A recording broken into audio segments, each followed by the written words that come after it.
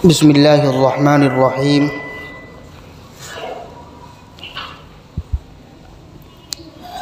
الحمد للہ وکفی وسلام علی عبادہ الذین اصطفی، اما بعد فاعوذ باللہ من الشیطان الرجیم۔ بسم اللہ الرحمن الرحیم۔ واتقوا فتنة لا تصيبن الذين ظلموا منكم خاصة واعلموا أن الله شديد العقاب۔ وقال الله في مقام آخر: يا أيها الذين آمنوا ادخلوا في السلم كافة۔ وقال سيدنا رسول الله صلى الله عليه وسلم: من كثر سواد قوم فهو منهم، او كما قال النبي صلی اللہ علیہ وسلم۔ معزز و مکرم مسلین حضرات، آپ حضرات نے گزشتہ جمعے کے اندر امر بالمعروف اور نہی عن المنکر کے تعلق سے گفتگو سنی تھی، اور اسی آیت کے ذیل میں آپ حضرات کو یہ بات بتلائی گئی تھی کہ جو آدمی کسی دوسرے آدمی کو برائی سے روکتا ہے، اس کے ایمان کا وہ کیا درجہ ہوتا ہے اور کس درجے کے اندر آ کر کے اس کا ایمان مضبوط رہتا ہے۔ چنانچہ آپ حضرات نے یہ بات سنی تھی کہ اگر کوئی انسان کسی ایمان والے کا ایمان مضبوط ہو تو اس کا معلوم اس طرح سے ہوتا ہے کہ ایمان مضبوط ہے کہ اگر کوئی اس کا مسلمان بھائی، کوئی اس کا ایمان والا ساتھی کوئی گناہ اور کوئی جرم کرتا ہو، اگر اس کو اپنی زبان سے نہیں بلکہ ہاتھ سے پکڑ کر کے اس شخص کو کہتا ہو، اس گناہگار آدمی کو کہتا ہو، اس پاپ کرنے والے آدمی کو ہاتھ پکڑ کر کے روکتا ہو اور کہتا ہو کہ اے فلاں بندے، اے ایمان والے، اے میرے مسلم بھائی، یہ تیرے لیے کام اچھا نہیں ہے، یہ گناہ کا کام تو کر رہا ہے، تو یہ روکنے والے شخص کے ایمان کا معلوم ہوتا ہے کہ اس کا ایمان مضبوط ہے، اس کے ایمان کے اندر تقویت ہے، اس کے ایمان کے اندر کمزوری نہیں ہے۔ لیکن یہ 3 درجات آپ حضرات کو بتلائے گئے تھے۔ سب سے آخری درجہ بتلایا گیا تھا، سب سے پہلا، کہ اگر آدمی کی ہاتھ سے اتنا پکڑ نہ سکے، یعنی ہاتھ سے پکڑ کر کے برائی کو ختم نہ کر سکے، تو دوسرا درجہ اپنی زبان سے آدمی کو روکے کہ بھائی فلاں کام گندہ ہے، برا ہے، یہ کام نہ کیا جائے۔ پھر تیسرا درجہ جو جناب محمد الرسول اللہ صلی اللہ علیہ وسلم نے بتایا تھا کہ اگر اپنی زبان سے بھی نہیں روک سکتے، ہاتھ سے بھی نہیں روک سکتے، تیسرا درجہ کہ اس کو دل کے اندر برا گمان کرو، اپنے دل کے اندر اس کو برا سمجھو۔ یہ ایمان کا، اس سے معلوم ہوتا ہے کہ آپ کا ایمان بھی کمزور ہے، کیونکہ آپ نے پہلے 2 درجوں کے اوپر عمل نہیں کیا، سب سے آخری درجے کے اوپر عمل کیا۔ یہ اس چیز کے اوپر دلالت کرتا ہے کہ آپ کا ایمان کمزور ہے۔ اسی کے تعلق سے میں نے آپ حضرات کے سامنے آیت کریمہ پڑھی، یا ایھا الذین آمنوا ادخلوا فی السلم کافہ، کہ اے ایمان والو، تم مکمل طور پر پورے کے پورے اسلام کے اندر داخل ہو جاؤ۔ یہ سیزن یہ میں نے کیوں پڑھی ہے؟ آپ حضرات جانتے ہیں کہ کل نیا سال شروع ہونے والا ہے، کل 1 جنوری ہے، 1 جنوری سے نیا سال شروع ہوتا ہے۔ لیکن یہ سال کس کا ہے؟ میں آپ حضرات کو یہ بتانا چاہتا ہوں کہ جناب محمد الرسول اللہ صلی اللہ علیہ وسلم کی زندگی کے اندر اگر کوئی ایسا شعبہ آ جاتا، کوئی ایسا موقع آ جاتا کہ جس سے مشابہت عبادت کے اندر کسی غیر قوم سے ہو رہی ہو تو اللہ کے نبی اس سے منع فرما دیا کرتے تھے۔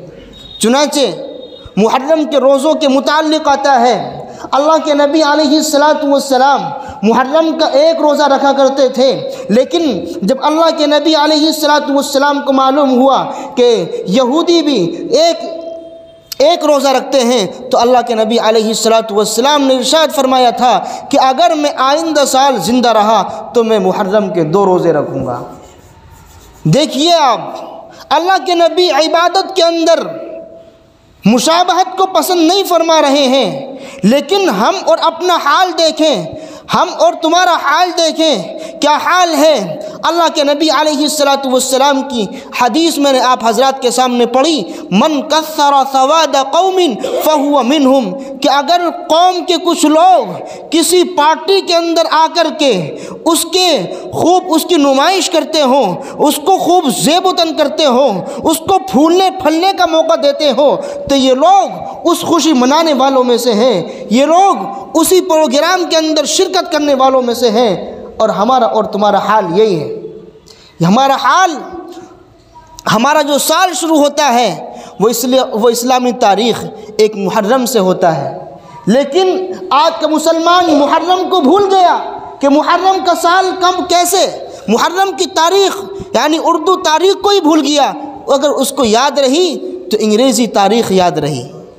اپنی جو تاریخ ہے، تاریخ کو چھوڑیے، اگر کسی اسکول اور کالج میں پڑھنے والے بچے سے کہا جائے بھائی 48 لکھیے تو وہ کہے گا انگلش میں بتائیے، انگلش میں بتائیے، بھائی 20 لکھیے، 20 کسے کہتے ہیں اس کو معلوم نہیں۔ اپنی زبان تو یاد نہ رہی لیکن دوسروں کی زبان سیکھنے میں لگا ہوا ہے۔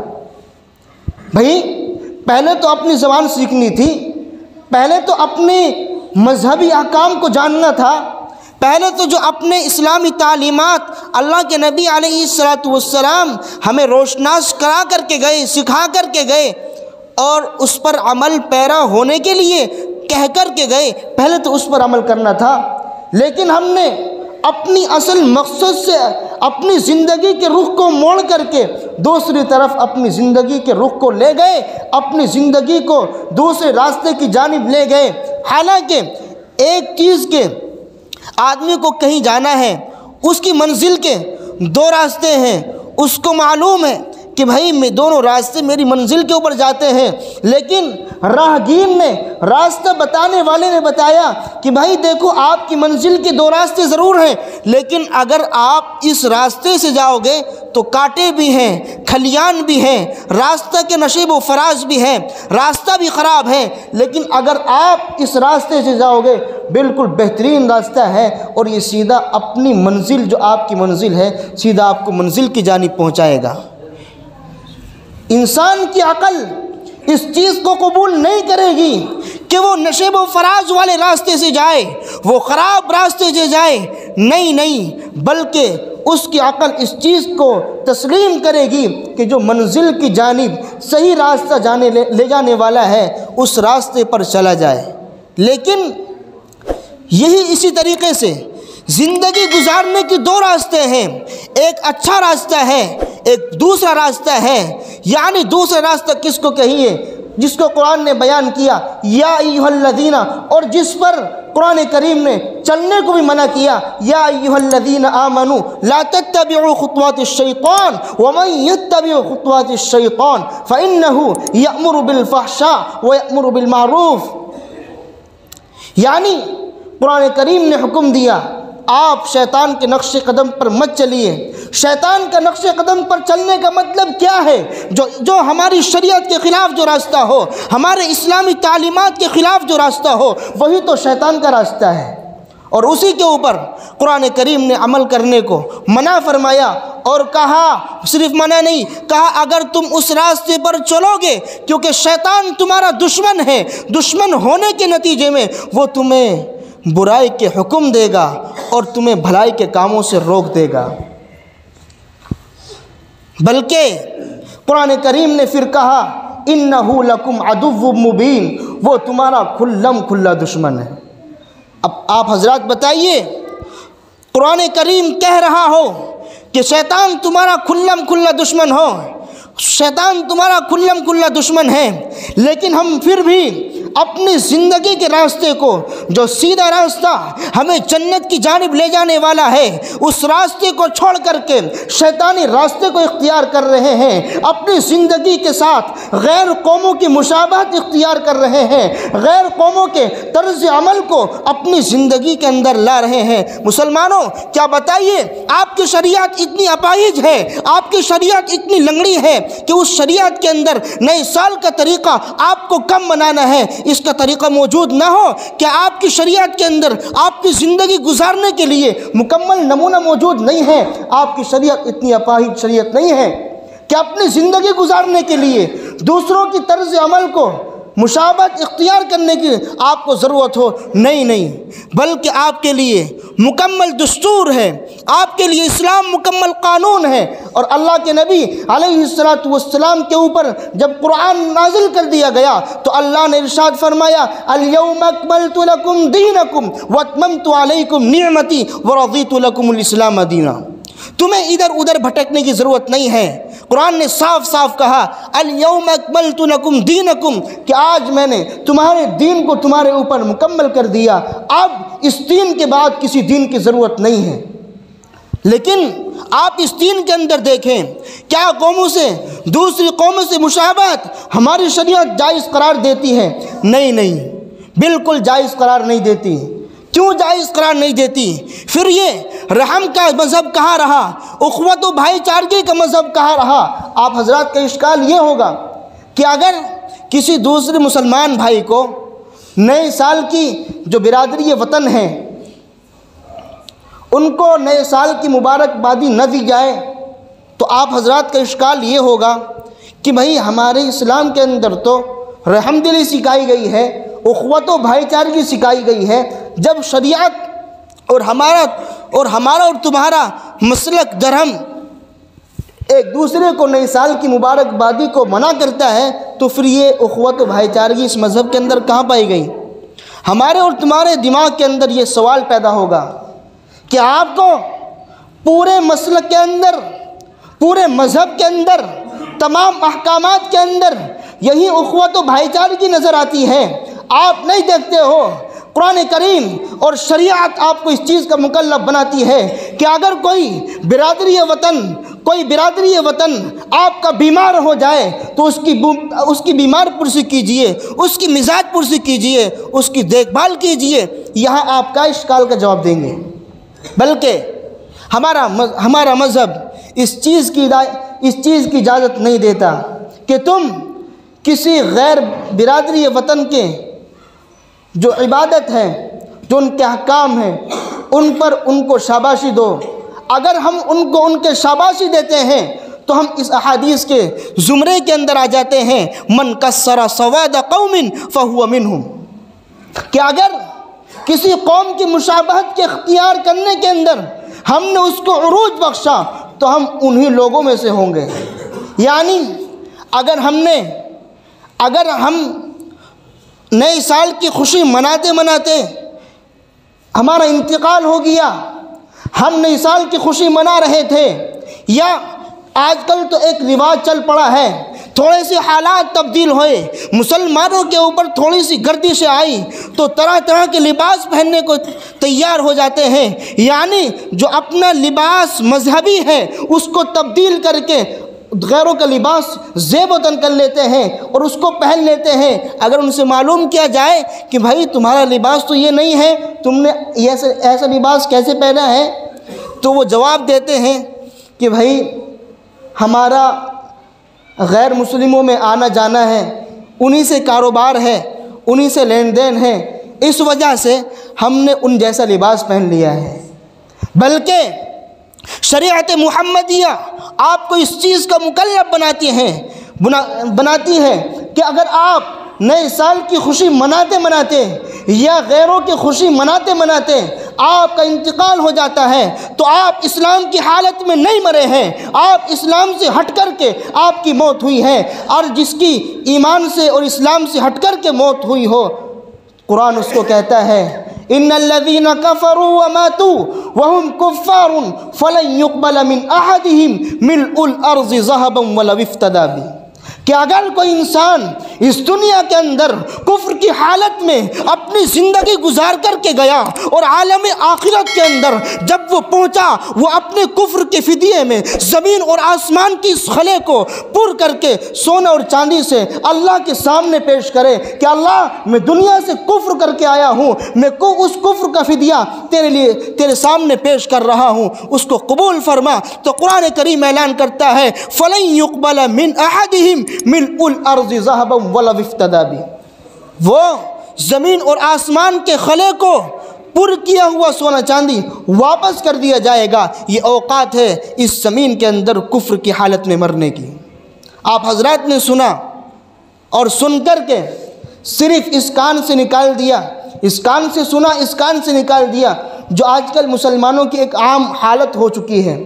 کوئی عالم بتاتا ہے بتاتا رہے، کوئی عالم سمجھاتا ہے سمجھاتا رہے، ان کا کہنے کا کام ہے ہمیں اپنے راستے چلنا ہے، جیسے وہ بتائیں ہمیں تو گزارنا ہے۔ بھائی زندگی تو گزر ہی جائے گی۔ ابھی بتایا دو راستے ہیں، ایک تو اچھی طریقے سے، ایک برے طریقے سے۔ عالم برا طریقہ آپ کو ہرگز نہیں بتائے گا۔ آپ کی مسجد کا امام یا کسی دوسری مسجد کا امام ہو، آپ کو غلط راستہ نہیں بتائے گا، بلکہ اچھائی کا حکم دے گا اور برائی سے روکے گا۔ اگر آپ نے اس کی بات مانی تو یقیناً آپ جنت کے اندر داخل ہو جائیں گے۔ لیکن اگر آپ نے کسی عالم کی یا کسی علماء کی یا اپنے بڑوں کی بات نہ مانی تو آپ کہاں جائیں گے؟ اس کا راستہ، آپ کی منزل کہاں ہے، آپ حضرات خود سمجھ جائیے۔ بلکہ حدیث پاک کے اندر آتا ہے اگر کوئی گناہگار آدمی جو ایک پل ہے، پل صراط، اس کے اوپر سے گزرے گا، جس نے اس دنیا کے اندر رہ کر کے اپنے بڑوں کی، علماء کی باتوں کو مانا ہوگا، تو وہ اس پل صراط سے بالکل بجلی کی رفتار کی طرح گزر جائے گا۔ جس طرح سے بجلی کے اندر، تار کے اندر بجلی آتی ہے اور کتنی رفتار سے آتی ہے، آپ اندازہ لگا سکتے ہیں۔ اگر اس دنیا کے اندر رہ کر کے شریعت کے مطابق اپنی زندگی کو گزارا ہوگا، علماء کے بتائے ہوئے طریقے کے مطابق اپنی زندگی کو گزارا ہوگا، تو وہ پل صراط سے اس طرح سے گزر جائے گا۔ لیکن جس نے اس راستے سے اپنے کو ہٹا کر کے زندگی گزاری ہوگی تو وہ گرے گا اٹھے گا، گرے گا اٹھے گا۔ اب اگر اس کے اعمال ایسے ہوں گے کہ اس کو جنت کے اندر داخلہ مل سکے گا تو وہ جنت کے اندر چلا جائے گا۔ لیکن اگر کسی انسان کے اعمال اتنے مضبوط نہ ہوں گے تو وہ گرے گا کٹے گا، گرے گا کٹے گا، اسی طریقے سے اس کے اندر گر ہی جائے گا۔